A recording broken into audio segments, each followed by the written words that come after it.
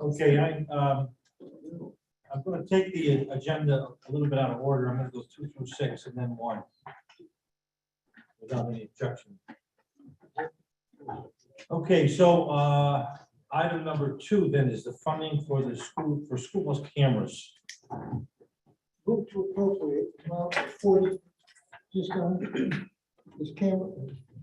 Move to appropriate an amount of $43,980 for the purchase of school bus cameras. The funding to come from the American Rescue Plan funds. Second. Motion's made and seconded.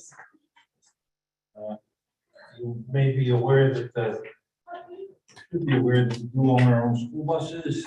The cameras that on the school buses that we're replacing are the original issue when we bought them, so that makes them about 8 years old. And the technology has changed, it's much better. And so we are replacing all of them. We replaced probably about 15 of them already. It didn't work at the end of the school year last year. So now we're going to replace the balance of them.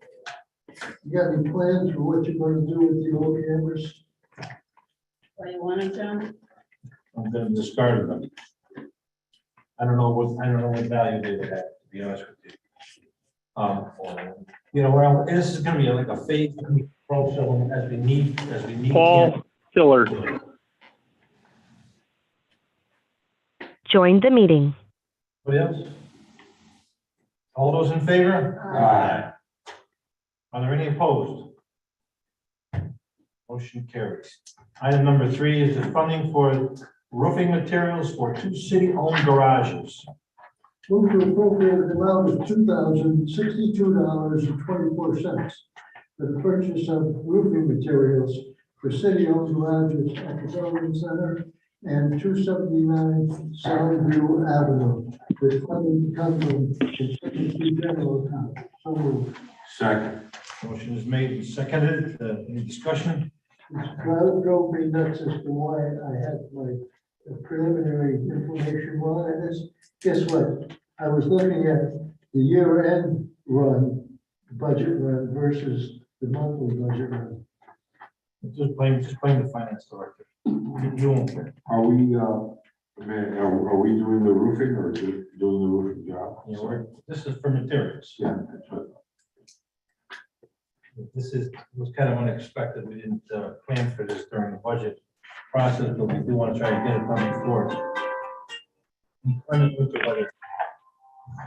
Let the record reflect that this is usually Anthony Simonelli that has his phone on, and he can't survive without that phone. So, but today was somebody else. Thank you, Mayor. All in favor? Aye. Are there any opposed? Motion carried. See, Lorenzo, I just can't resist. These slow ball strikes all the time. Yeah. All right, item number 4, amendment to the agreement for the cultural resource and assessment for Constitution Boulevard North. Move to approve the amendment to the agreement between the City of Shelton and Rayburn Associates for cultural resource assessment and reconnaissance for Constitution Boulevard Extension and the associated Commerce Park. So moved. Second. Motion is made and seconded. Discussion. First of all, maybe know who Rayburn Associates are. They're the archaeological group that did the study required by the state on the 2 properties that we purchased in order to build Constitution Boulevard. I'm not sure I know what the amendment is. The amendment, I think, is when back in July 7th, we appropriated $34,665, and the new contract comes in at $36,881.25. I think that's the amendment, the difference in price. Okay, and the sources of the refund of the funds? Source of funds will come from the appropriation to the capital project fund that was made in April, at the April 14th meeting. $2.5 million? Correct, Mayor. Yes. Okay. Anybody have any questions? All those in favor? Aye. Are there any opposed? Motion carries. Item number 5 is the funding for the mayoral salary survey. So the second.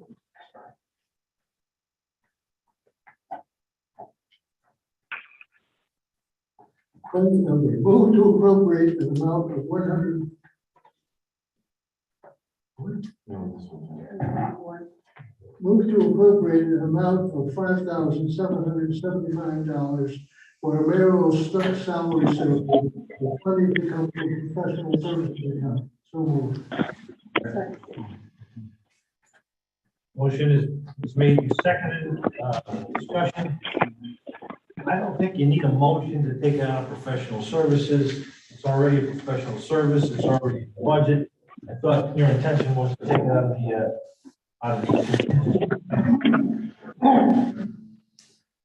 That was the second one that came out. We can take it out, I think you said you can take it out of either contingency or professional services. Correct. And that's already in the budget. Yeah, you don't need a motion to do that, and as I pointed out in the past, I'm always leery to let it go unsaid, because then someone will say, well, you didn't come and ask permission. And you just took it from this account, so I just want everybody to understand it. It's not a motion by the board, it's not required. Everybody following me? Yeah. Is this done annually, is it biannually? Is it- We haven't done this in probably 10, 15 years. 6 years ago, every 6 years we do a study. We're required by ordinance to do a study every 6 years. And it's a good practice because things get out of whack.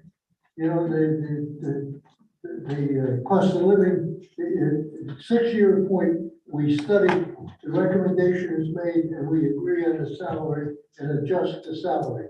Then from that point on, for the next 5 years, we do adjustments by cost of living. And cost of living, everybody should remember, was down when Trump was in, it was real low, less than 1%. Well, the mayor got less than 1% salary increases. He must be salivating now because under the Biden administration, with the inflation at 8%, he's gonna get a big bang. I'll be worth every penny of it. And just so we're clear, it's not just the salary, it's the total compensation package of the mayor, regardless of who the mayor is.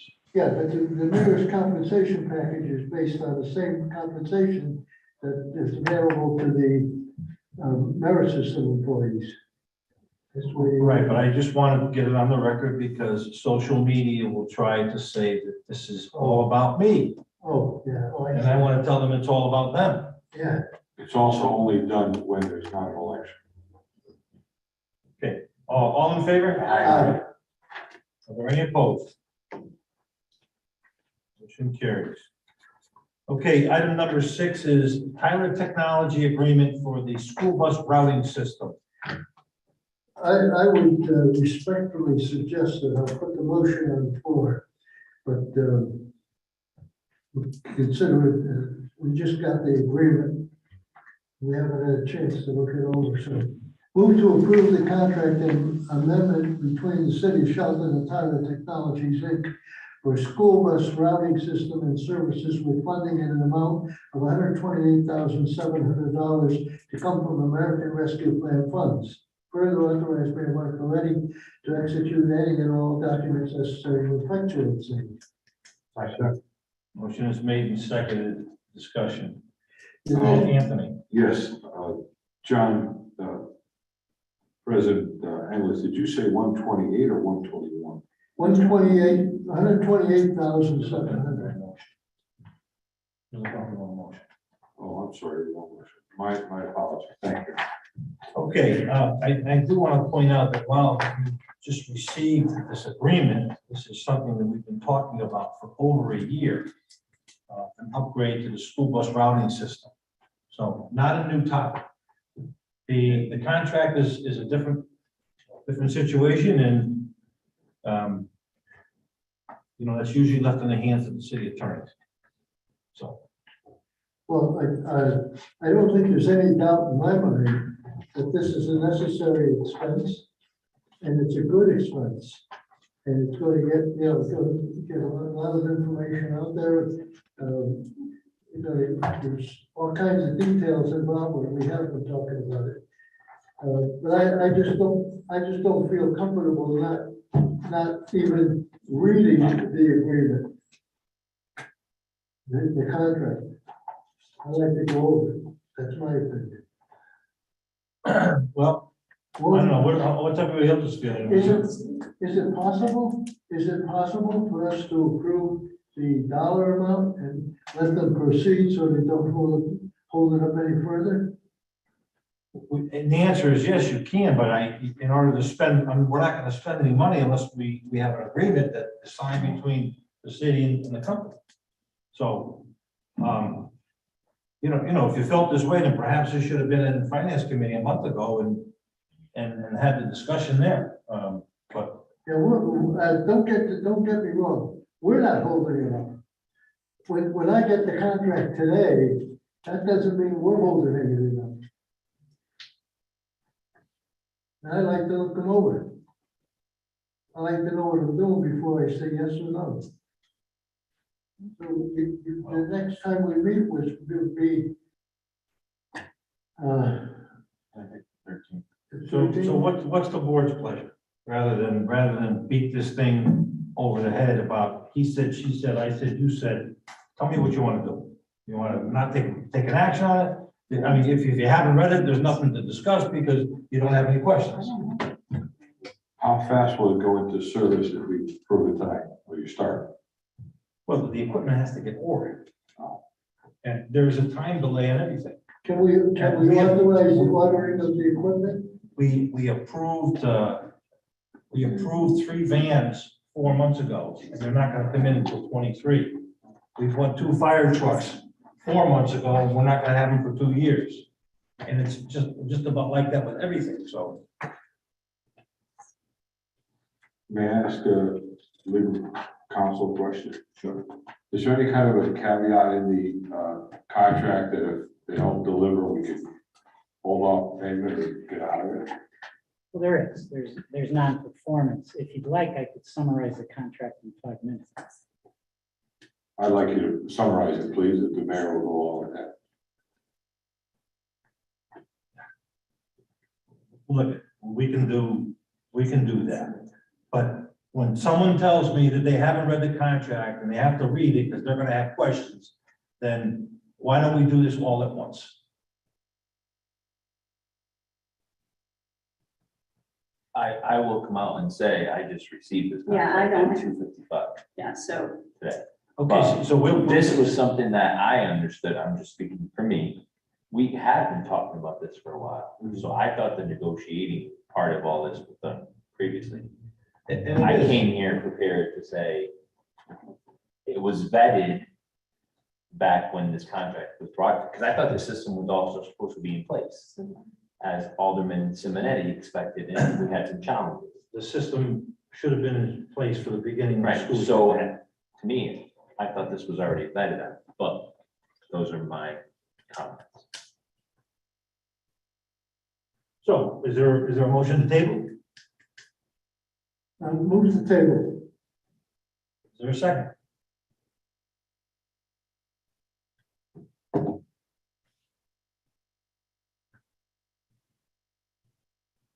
No Okay, second. so if there's no second, what's the board's pleasure? I'd like to hear Fran at least give us something, so there's something to decide. Okay, The contract has existed the way it is for approximately 2 years. It's a contract that was signed by the Board of Education, or representatives of the Board of Education. The directive of the city was that it wanted to be a party to the contract because the software was going into our buses, and we wanted to negotiate directly with the vendor. So the documents that you have in front of you really break down to 3 documents. There's a document called a novation. Some of you in your legal matters throughout your life have probably heard of assignments. when one party assigns a contract to another. A novation is one step stronger. A novation essentially says that the new party to the contract is going to be the city of Shelton, and the Board of Education no longer will deal directly with Traversa. You're not gonna be picked up on the tape. Okay. Yeah. The remainder of the contract just effectuates that. It breaks down, as I said, into three parts. The novation is something that just assigns it to the city of Shelton. The contract itself talks about how the software that we are purchasing is a software that's based in the cloud as opposed to being a licensed agreement. If you look at the history of the contract, when the Board of Education first dealt with this vendor and it was called Traversa, there was a license agreement because we actually had their software situated in the city of Shelton. You know from your personal experiences, that's not the way software is handled these days. Everything's in the cloud. This is going to be in the cloud also. The third part of this contract is the actual pricing. And the documents that you received as the last pages show the pricing on this contract. The pricing is what John read for the first year. That includes both the hardware and the upkeep.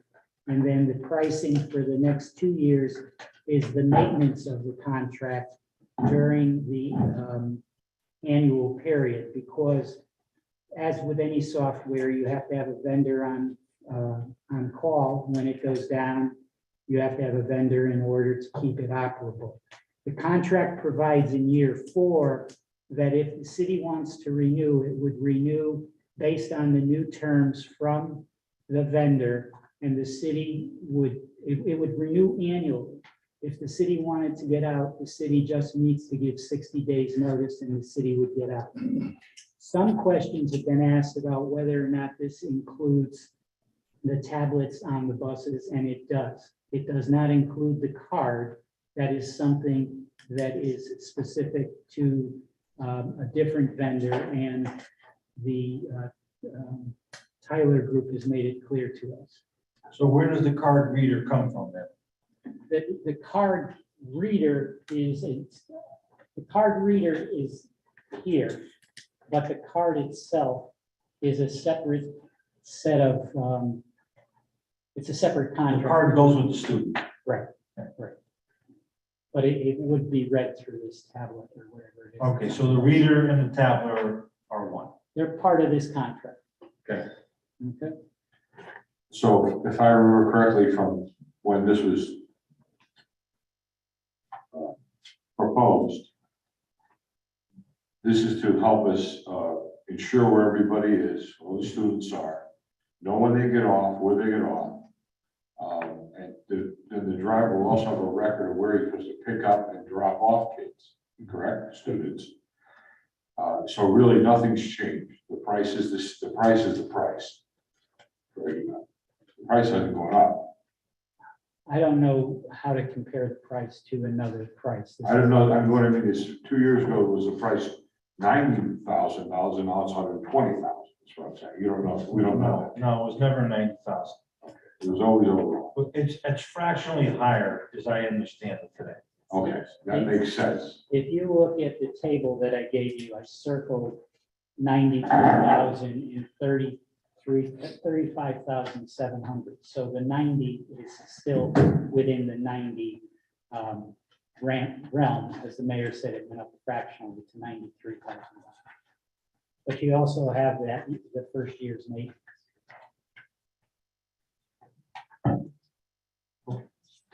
I think we needed it sooner than later. I understand we can read the contract. But as long as the school system is, if the school board of education is in agreement with it, this is what we said we provide them, I believe we should go forward. Well, this really doesn't have anything to do with the Board of Education. In fact, that's why I insisted that the contract be in the city's name, because it's hardware and software associated with the school buses and the school bus operation that the city owns, not the Board of Ed. So I think that if you petition the Board of Ed, they'll say that this is the latest and greatest in software for school buses. And it's a big enhancement compared to what's there. At least that's the feedback that I've gotten from teachers, principals, and some board members. And we're all looking forward to it. No question about that. Well, look at it, if nothing else, it'll give us the opportunity to get the hardware ordered. And if you want to take the opportunity to read this and then come back to the beginning of next week and have questions, then No, I think- we'll answer your questions. No, I think the summary of the contract was great. I didn't think to ask for that, and I'm glad Alderman Seminary did. And I think we should go ahead and call the question and take a vote on it and move forward. All those in favor? Aye. Are there any opposed? Hearing none, motion carries. Okay, this will take us back to item number 1. And we're going to start off with a presentation on open government. And I'm going to turn the program over to Ray Baldwin, who has been working on this project for, he and Paul Hiller have been working on it for a month and a half now, 2 months, right? Actually, closer to 4 months, but Okay. Push the red button. It should go up. It's gotta be out. No, that's wrong. okay. Can you hear me now? Yes. You're right. Oh, good. Okay. As the mayor said, my name is Ray Baldwin. I've been working as a assistant to the mayor since May. One of the things he asked me to do was assess some of the systems that we have in place in City Hall and how we might improve them.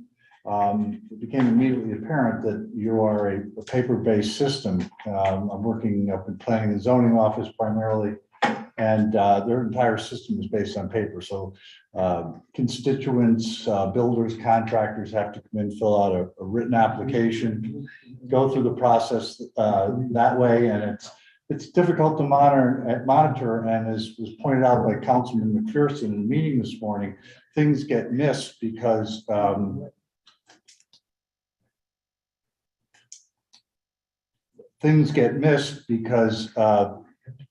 each department sometimes doesn't know what the other department's doing, okay?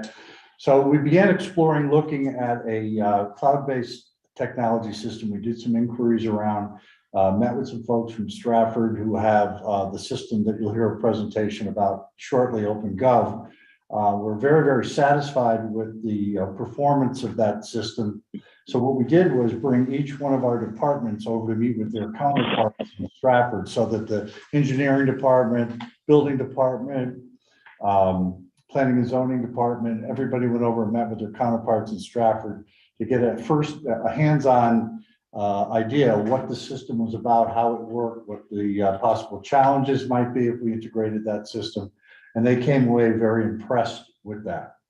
So we began vetting a little further with the help of our finance director, Paul Hiller. We were able to become a part of the Capital Region Council of Governments, which had already vetted OpenGov through a steering committee, and also allowed us to get the pricing that's available through the Capital Region Council of Governments. So we don't have to go out to bid on this program.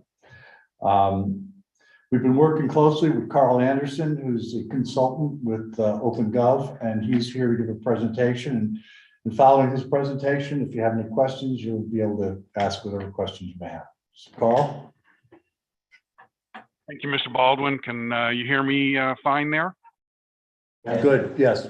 Excellent. And many thanks to Mr. Hiller and Mr. Benarski for, and also the board for allowing me time to chat with you here this afternoon and at the meeting. So I'm going to share my screen. I'd first like to just introduce the group there to a little bit about who OpenGov is, and then I can open it up for some questions, show some sample environments in nearby towns that are taking advantage of the OpenGov technology, and see what questions you might have. So let me share my screen first.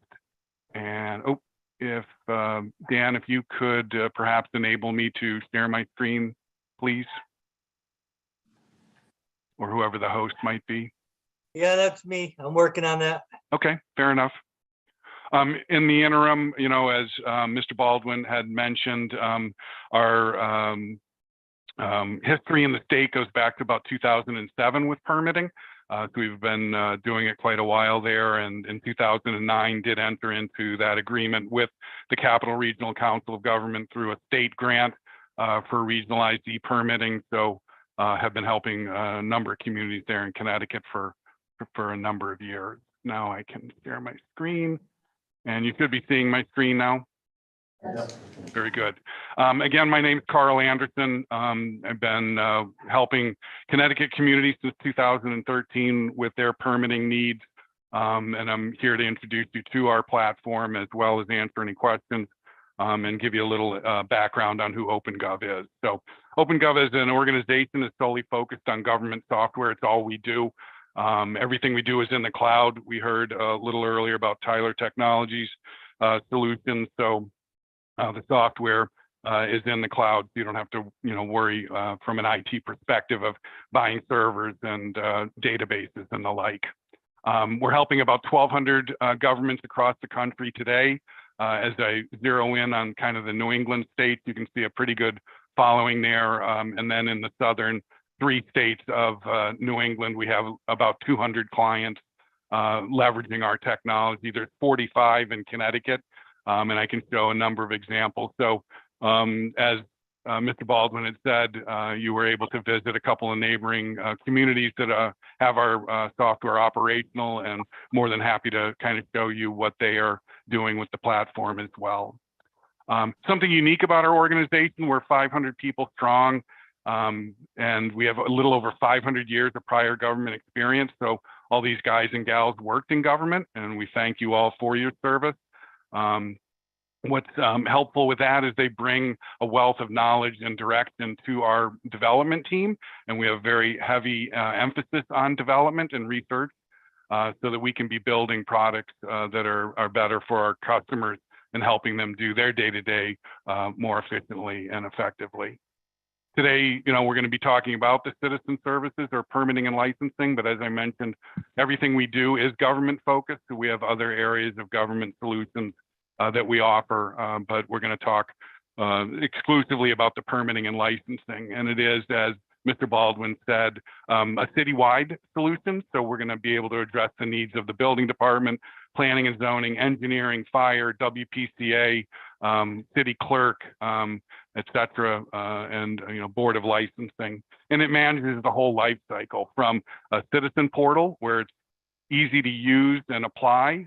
We kind of like TurboTax for permitting, all the way through that life cycle. And it's that single pane of glass to break down all the silos that exist today for what departments are doing, and a folder that is going around City Hall for approvals. Now you can do this all through software and have that visibility into where things are in real time with what's going on and what the next step will be. From an organization and high level, a little information about the platform. That's all I had on the slides. I didn't know if there were any questions, first and foremost, about who OpenGov is and what we provide here for the city. May I ask how long you've been in business? On the permitting side, we were a company that has been around since 1995. We were acquired by OpenGov in 2019. I'm here in Massachusetts and get into Connecticut quite frequently. I think that's a main reason for our concentration of permitting here in the Northeast. Is that's where the company was founded and from originally. Thank you. As I mentioned, we do have a really strong following here in the region. So just to highlight a couple of communities, what the town of Hamden is doing. Again, this is the citizen portal. It's very easy to apply. We've spent millions and millions of dollars and gotten feedback from contractors who don't need to be technologists in order to build homes. And they're using this day in and day out. The city of Stamford in 2013, the mayor decided to go totally paperless and would not take a paper application. I felt it was a rather bold move, but it became very successful because they got out of the world of paper permitting. They had kiosks set up and some interns there to help some of the contractors, but they went completely paperless from day one. And it's been pretty successful for them ever since. But this could be done from the comfort of my own home. At 10 o'clock at night when the kids are in bed, I can go ahead and apply for my permits in the city of Shelton. So what it's going to do is really help you in some of your strategic goals of kind of the balanced growth that you want to see and responsible development. Just because it makes doing business with the city that much easier, promotes civic engagement, increases customer satisfaction. And as Mr. Baldwin said, it will allow all departments to be on the same page and kind of have that single pane of glass into every activity that's going on at a particular parcel in town, in the city. I have a question with regard to phasing it in due to the fact that we do have separate silos at City Hall and it's still paper. What would be the way to phase it in and the timeline of that? Which departments would be prioritized? Absolutely. Today we've kind of identified 5 that really kind of touch upon the land use areas most predominantly, and those are the building, planning and zoning, engineering, fire, and WPCA. And we do have a plan to move them forward in a phased methodology, probably starting with building and planning, but in concurrently, once we get a little further down with them going live, we'll be in bringing on other departments as we go. And Mr. Baldwin, did you want to say something along? I just want to comment. Previously, the city had a system called Municity. The timing of it wasn't quite right, and you didn't have any level of support. So people were going into it blind without any assistance. What impressed us most about OpenGov is the level of support that they provide. And one of the things that was really encouraging to me was the amount of enthusiasm that our departments have for getting into the system. Because it's not going to work unless everybody has buy-in to it, okay? You can put out the best system possible, but if people aren't going to use it or it's not user-friendly, they're not going to do it. And we have at least 4 individuals who are going to help us be super users or trainers that will be trained by OpenGov, who will then be able to assist other departments. And as we integrate into other departments, as we see the successes, I think it's going to grow throughout the town. But we felt realistically we should start with, as Mr. Anderson said, with 4 or 5 departments in the land use who are tied together as it is right now. So keep it from what we're doing is breaking down silos here. So the person who's doing the application sees what progress is being made with their application to the entire thing, what needs to be done, and the people internally in town and City Hall have an opportunity to see where it is in the process so nothing gets lost. So there'll be a uniform workflow for each department? Exactly, yeah. And not all departments will necessarily be engaged in each permit. Some may require WPCA approval, some may require engineering, but not all. So it's a great program. It's a good program. Who are the people that in the City Hall right now, the 4 that are going to help? Well, we have 4 people. We have Helen, pardon the pronunciation, Slotruck in the building department, who is instrumental in doing a lot of work with Municity and getting a lot of the grunt work done beforehand. Ashley Agrillo in the WPCA area, Alexandria Castro, who's in planning and zoning, and Lisa Myro, who's in planning and zoning as well. So they'll be the initial trainers. The other piece of this that we're going to be doing. Lisa's last name again, please. Pardon me? Lisa Myro. Myro, M-I-R-O. Thank you. The other piece of this is that we're going to be integrating some of the programs that are used. For instance, the equality program that's used in the assessor's office will be made a part of this. Bluebeam, which is used in engineering and land use, state contractors list, and lastly, GIS for maps and geographic information, all key to the land use departments. So will they interface? Will those current programs interface?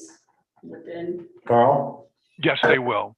They interface, and there's no additional licensing requirements. So we're really furthering your investment in those technologies and getting more value out of them by making them more widely available and usable for land use purposes and permitting and licensing throughout the city.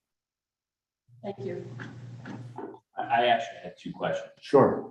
One pertaining to the maintenance of the system. Is that gonna fall, Dan, I heard you're on the line.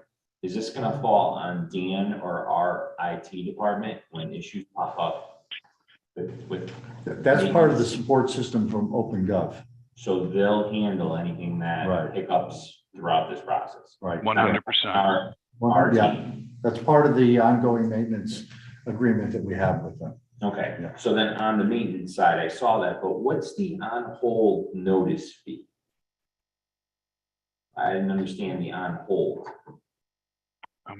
I don't apologize. I don't know what you're on hold.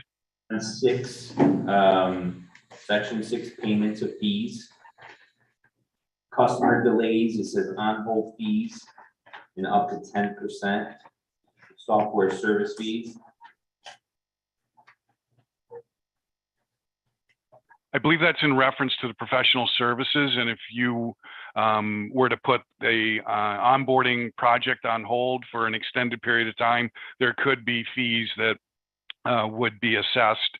If it's 6 months out and you want to pause the project, but I've not run into that in the last 10 years of doing this. So.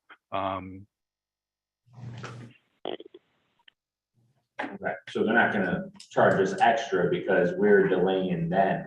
No. Because our planning and zoning is so backed up with this. paper. No, that's. No. In fact, we aren't going to be doing, we're going to be starting going forward. Once we go live, we'll be starting with new applications, not going backwards. So we'll still have that period of time where we have to do catch up with, applications that have been filed previous to us going live. So will those be just scanned in as, how will that work? To get the past paper into the system? There will be scanning of documents. And is there OCR, optical recognition for those documents? There is not today. That would just have to be rekeyed into the fields in the current forms. This is a practical matter. You have some people that want to put like a shed on their property. And they go online and they put an application to put a 10 by 15 shed on the property, 25 feet from the back, 15 feet from the side. How do they get that document showing where it's going to be into the system at 10 o'clock at night? They don't have a scanner. They have to come down to the city hall anyways, or just being practical. In that instance, if they had no way of providing any form of representation of, where that shed's going to lie on the property, then they would have to get some paperwork if it's required by the city down to City Hall at some point. Well, let me ask you, just thinking about it, if I had the document in front of me, if I took a picture of it, could I send it in through like a text or from my phone? Well, you could even apply online with your phone and then attach that picture that you took to the document that's required. So you could do it that way as well. It's mobile friendly. You can be on a tablet, and not only from an applicant perspective, but also from the city anti-blight initiatives. You could be on a tablet and putting violations in on properties and not be on your computer back at City Hall, just on a tablet in the field. Is there extra, have you been to Shelton? I have. It's been a number of years, but I have been down there previously. Yes. Well, in this application, have you chatted with our people? Have you met with our people at all, person to person, either online or here, to see if they can do it? Do we have the computer power to do it here? Yeah, we had a number of Zoom meetings with Carl and all our departments, at least 2 or 3 times in a room, so they get to ask all their questions. and find out how the program would work with them.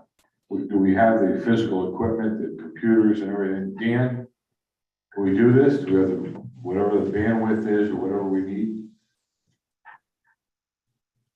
I'll answer for Dan. Yes, it just requires a device with a modern browser. No, rocket ship equipment here that is required. A cell phone, a tablet, and a normal laptop. A Chromebook will be all you would need. A $200 Chromebook from Best Buy, but it's not beefy, hardware requirements by any means to have it function. Dan was actually the first one we consulted with to see whether or not, obviously he's limited in the amount of time that he can, devote to the IT throughout the town. So we had to get a program that wouldn't cause him any more work. And he's been talking to Mr. Anderson and to make sure that wasn't the case. So. Mr. Anderson, does your proposal, as we read it, that it's a contract, but does your proposal mean that we might have to hire more staff in City Hall to handle this? No, that would not be the case by any means. Just a quick story, City of Worcester, Massachusetts, they used to have the building department, and there was a gal in there that would stamp every check when they brought it in, stamp the back of it. And when we rolled and turned on our solution, she said, this application's not going to work for us. And we didn't know why. And she said, well, I can't stamp the back of the check anymore. So everybody got up to the auditor's office and said, well, why do we stamp the back of the check? And no one knew, because it just happened to be that for 45 years, they always stamped the back of the check. So what we were able to do is repurpose that woman to do other things within the city of Worcester that were more meaningful to the city than to just be stamping the back of checks. So it's going to free up people's time to do more of the meaningful work rather than rekeying in information that they get on a paper form into some software. The other question I have, if you don't mind, is I have someone down the street from me that's doing some work on his house, and I want to go into the system and see what he's doing. Can I do that? You can. You can. If you can see my screen here, I'm on the city of Stamford. There's a search button. I'm not logged in at all. I could come in and search for an address and, see what my neighbor was doing, or make sure that they pulled permits. If not, I'll call the city and get the code enforcement officer over there to kind of make sure they get their paperwork in order. You have a problem with the guy on Wheeler Street, the big farm. Okay, good. Is this integrated into the city's website, or is it a link that launches to Open Gov Web? It will be a link on the website, yes, so they can go to it. It's What? No, go ahead. No, you all set? Yeah. What is the time frame? If we say yes to this, what's the time frame to have it up and running, or at least get started? We'd like to get started as soon as possible. So we would have a team assembled and ready for our welcome and kickoff call within a matter of a week or two. And then, we've got a team that's going to be working with the great team there. And I give the city a lot of credit, and Mr. Baldwin specifically, for bringing everyone to the table. Because in so many times I've seen where these projects involve a core committee and don't get the real users involved, and they don't have the success rate that I think the way the city of Shelton is going about this. So as far as the time frame, I'm thinking in the 2 to 4, 3 to 6 month range, you'll be able to start going live with certain applications. And then it's going to be that phased approach. It won't be a big bang.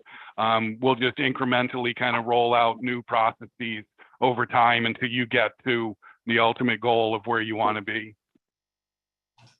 I'm just questioning it for my own verification. Alex Rossetti, Joe Bellaro, these people are on board. Yeah, their whole department. In fact, Alex is very enthusiastic about it, and has, without a lot of prodding, Alexandria, who's his assistant, is going to be one of the trainers. So that was the most impressive thing, that so many people on the 3rd floor were so engaged in getting something like this. They were, they really are looking forward to it. There's been no pushback that I've got. This is not having anything to do with purchasing or not accounting. yet. Not yet.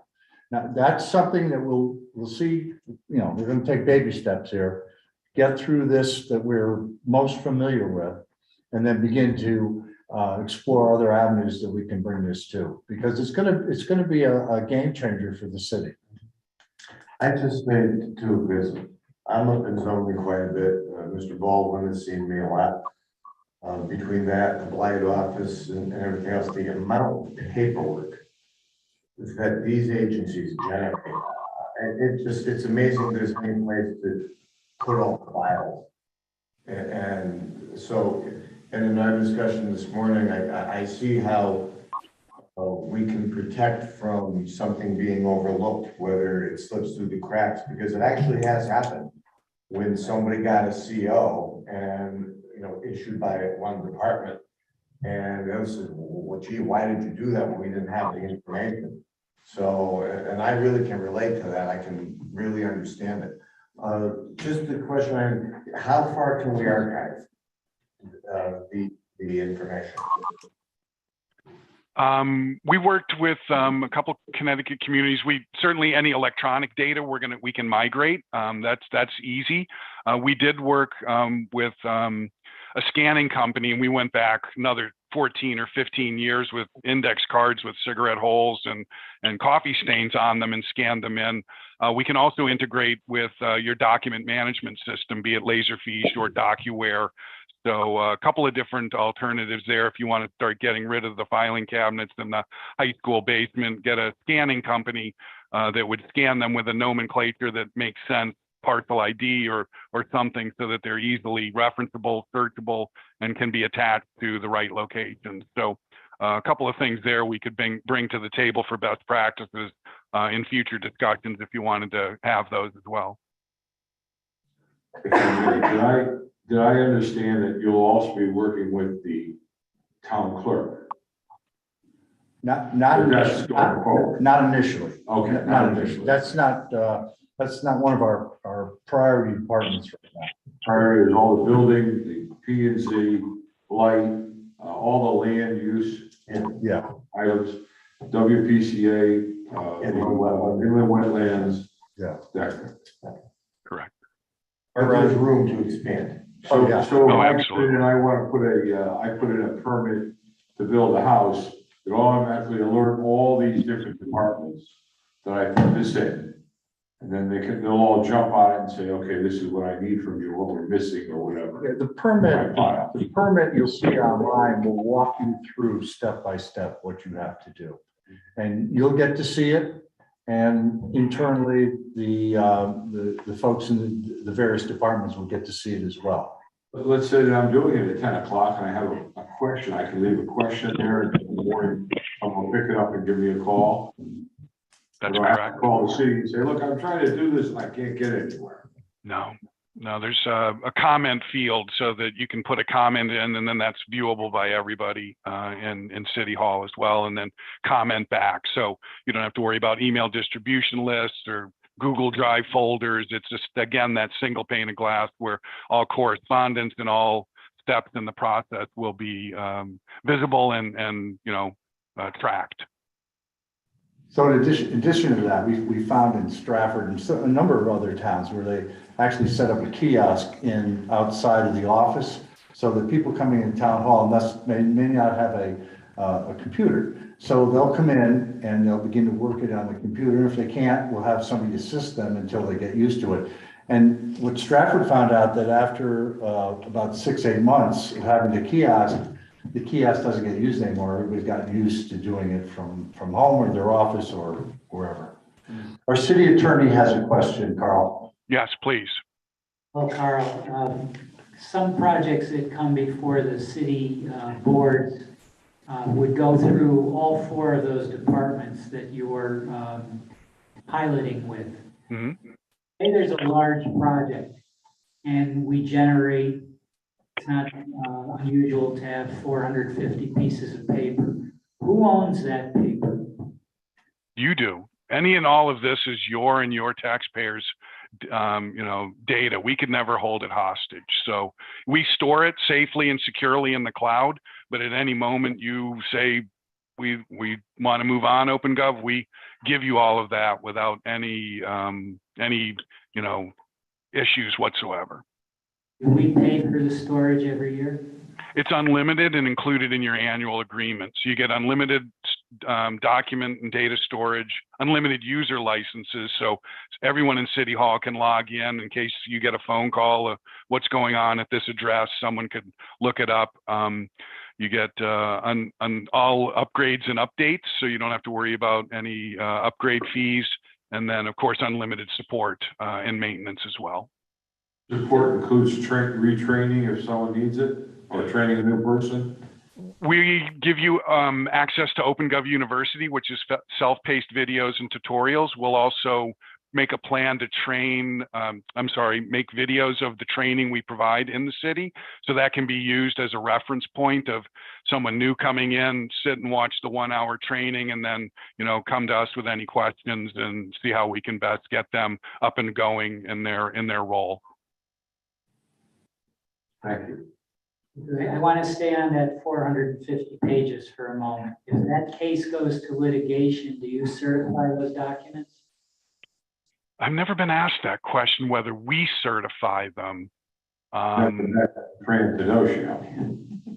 I don't know our role in that instance of certifying the documents.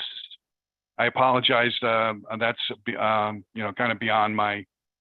Because in Connecticut, somebody has to certify that that's the official record for the project to the court. It's normally our building officials. Okay. I'm just wondering if you're storing them, if you certify them. Well, what would happen is I'm logged into Stratford's environment up here at the three little dots. I could come up here and print this record, and then for court purposes, just pick and choose the various elements of this whole package of an application I want to print off to a PDF. So in that instance, the city would still be able to self-certify any of those documents and not rely on us hand delivering them to you. You have access to them and you can deal with them as you need. Is that helpful?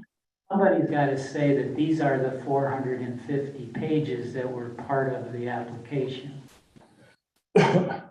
So wouldn't it still be the same role that who did you say, the building? I'm just asking. No, I'm just saying, I think it's just electronic version. There'd have to be a process for that. Well, what you run into is that, you've got a handoff of information. I know, because I've had situations like that at work. All right. Okay, for another day. Good question though, should be answered. Yeah. We also have Paul Hiller on the call here. I wanted him because I'm sure you have questions about the financing and so forth of this program. Paul, are you there? I'm here, Ray. Thank you. Okay. Paul, can you walk them through the process, the agreement we had with the Capital Region Council of Governments, and then the breakdown of the cost and where the money is going to come from? Right. We are members of the Capital Region Council of Government basically for purchasing purposes. And this gives us the advantage of getting frankly, a discount because of the quantity. As Carl Anderson has stated, they have 45 municipalities in the state that they are currently serving. And many up in the Hartford area. Locally, obviously, you mentioned the city of Stratford is part of this program. And our advantage is that the cost is less, both on an initial cost and on renewal cost as far as this is concerned, through this purchasing consortium. That's very true. The state of Connecticut is seeing a discount of up to 45, 50% off what your neighbors are paying in New York and Massachusetts and others around the country. I think it's a very favorable program for us, and one that will basically pull all things together here. I think that's the key thing that we have been lacking over the past several years, is coordination between departments, and also in this day and age, the ability of applicants or citizens or developers or whatever to move online and do this. It brings us more up to speed on that. Well, and Paul, this also falls within the ambit of the ARPA funding for broadband expansion. What was that again? I didn't quite hear I that. said the funding for this would fall under the American Rescue Plan for broadband expansion for a municipality, correct? That's right. That was when the American Rescue Plan first came out. I don't know, 18 months ago or something. One of the three main reasons for it was broadband expansion, and that's where this clearly falls under. So we have the money, we have the availability, and it's time to move forward. Could you just spend a few minutes talking about citizen services?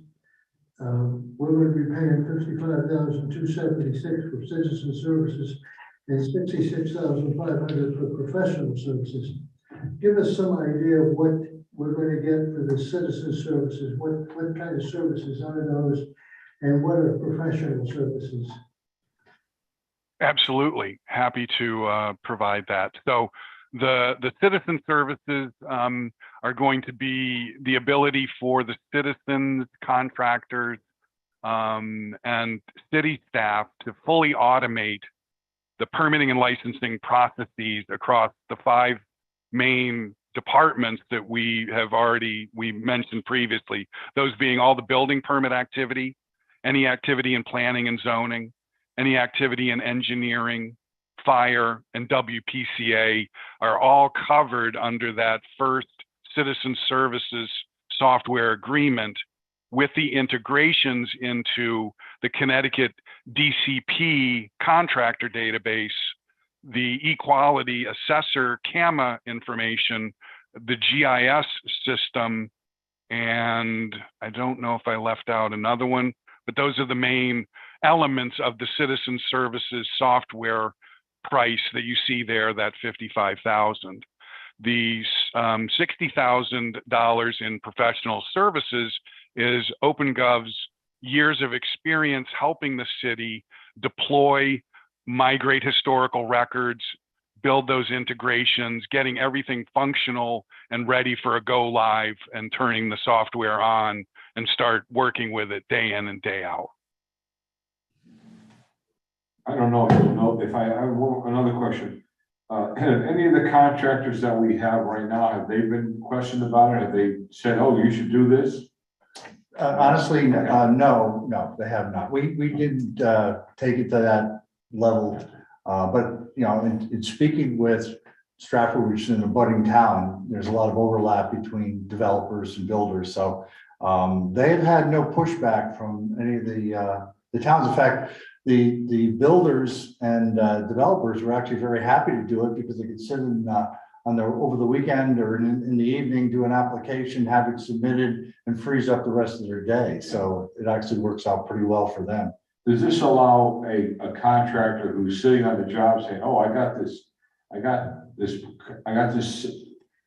certain item done, so I can contact the building department, say, could you come out and do this inspection sooner? Can they do that also? Well, yeah, it gets even better because one of the things we're going to ask for, not tonight, but at another time, is for the tablets that our staff takes into the field. So they can go out into the field, do their inspections, enter it into right on their tablet. It gets integrated into this system. And so the permitting is done right away. And they can go out in the field and do as many as they need to do during the course of the day without having to come back into the office, fill out the paperwork, have it available in a day or two for somebody to come in and pick up. Yeah, and then the contractor, the homeowner, can see almost immediately that they've been approved by somebody in the field. So, question: has anyone ever said, "Get rid of the system; it's not working"? hasn't worked? Have you ever had a failure in the city? Or say, we're done, we're gonna go to something else? Certainly, we've had attrition, but it's rare. I will be very honest, and even some have gone and come back and found that the grass was not greener, like Glastonbury. Did not want to upgrade. We had an older platform and did not want to upgrade to the new one. They thought they would go out and see what else there was. They went with another provider and it didn't go well. And they came back and they're now have deployed our software second time around. So, you know, certainly some do leave us just because they want to go do something else, not for,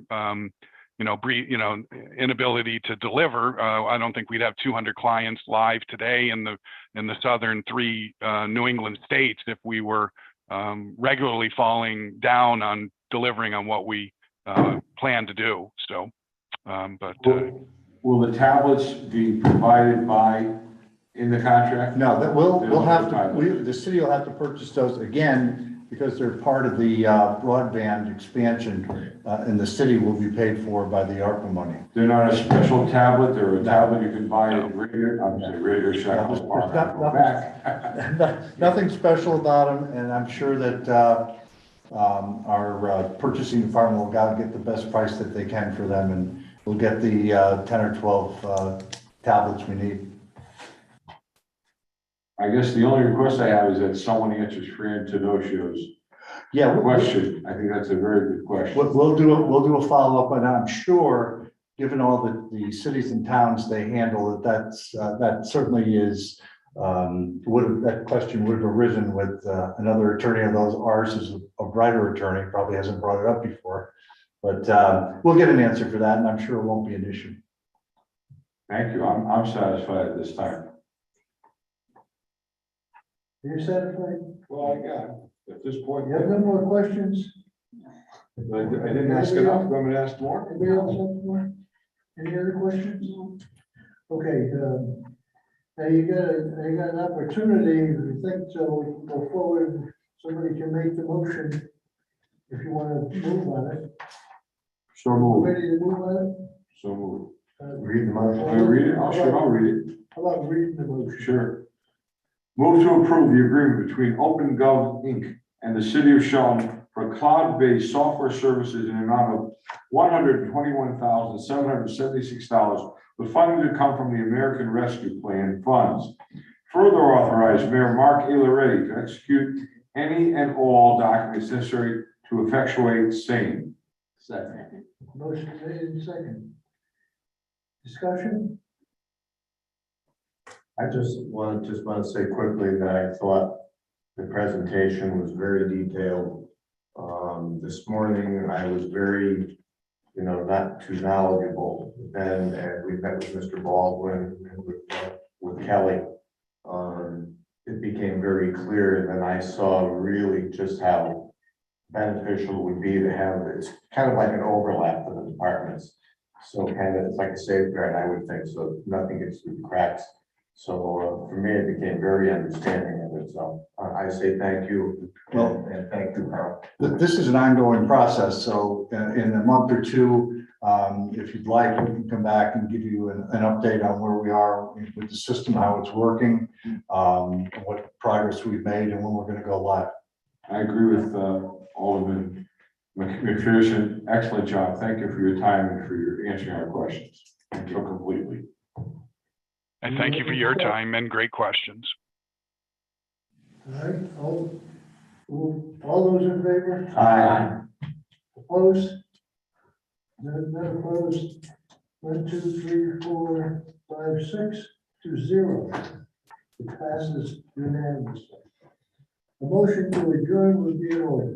So moved. Second. Wait a second. All in favor? Aye. Opposed? Don't run over each other on the way out. Mr. Ball, thank you so much. My pleasure. We took longer to discuss this. Thank you. We took longer to discuss this than our whole meeting. How's Massachusetts today? I thought you were in Washington, D.C. with that background. Have a good evening, everyone. I know we're on a news show for a little while. Thank you, board. Thank you, everyone. The hours saved. Look forward to